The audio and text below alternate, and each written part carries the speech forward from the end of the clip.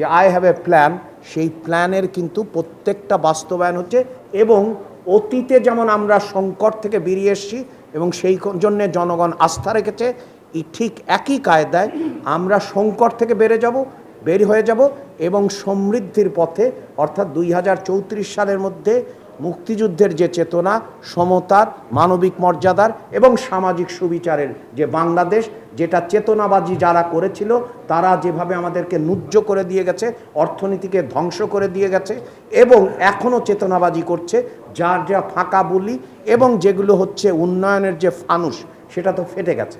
তো সেইখান থেকে আমরা আসলে মুক্তিযুদ্ধের যে সব চেতনা, সেদিকে যেমন যাব, সাথে সাথে বারবার যে গণ অভ্যুত্থানের অর্থাৎ অধিকার প্রিয় মানুষের সেই পরিকল্পনা, যেটা মাননীয় প্রধানমন্ত্রী বলেছেন, তারই প্রতিফলন ঘটবে আগামী বাজেটে। আপনার ঋণের ভারে নজ্য হয়ে গেছে। একমাত্র বিদেশি ঋণের ক্ষেত্রে 322% বেড়েছে তাদের সময়কার, শুধু বিদেশি ঋণ।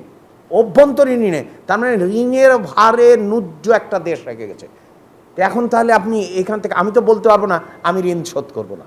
যেমন অনেকে বলেন যে আপনি অতীতের যে মার্কিন যুক্তরাষ্ট্রের চুক্তি, তাহলে ঋণের ক্ষেত্রে আমাকে শোধ করতে হলে অর্থনীতি যখন বাড়বে সাথে সাথে তার রেশিও কমে যাবে।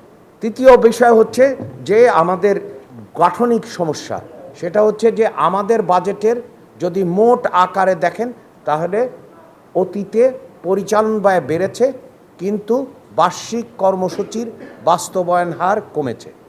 এটা একটা বড় রকমের স্ট্রাকচারাল প্রবলেম।